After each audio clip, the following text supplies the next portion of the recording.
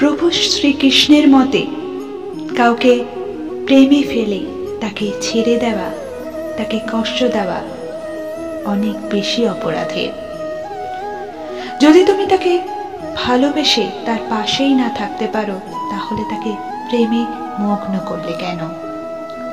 কিন্তু এটাও ঠিক যে প্রেম করেছো মানে ভালোবাসলে তাকে পেতেই হবে তেমন কোনো ব্যাপার না।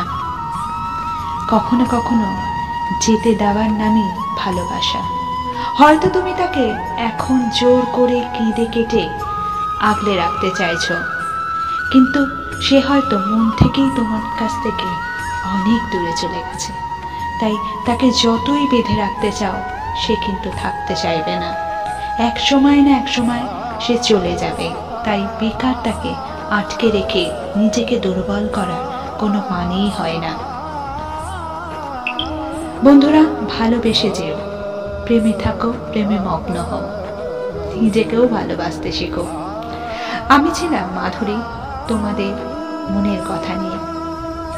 আরো কিছু ভিডিও নিয়ে নেক্সট এপিসোডে হাজির হব। ততক্ষণের জন্য টাটা। ভালো লাগলে আমার চ্যানেলটিকে প্লিজ লাইক এবং শেয়ার এন্ড সাবস্ক্রাইব করে দিতে ভুলবে না। তোমার বন্ধুদের সঙ্গে শেয়ার করতে ভুলো না প্লিজ। তোমাদের ভালোবাসা আমাদের কাছেও অনেকটা।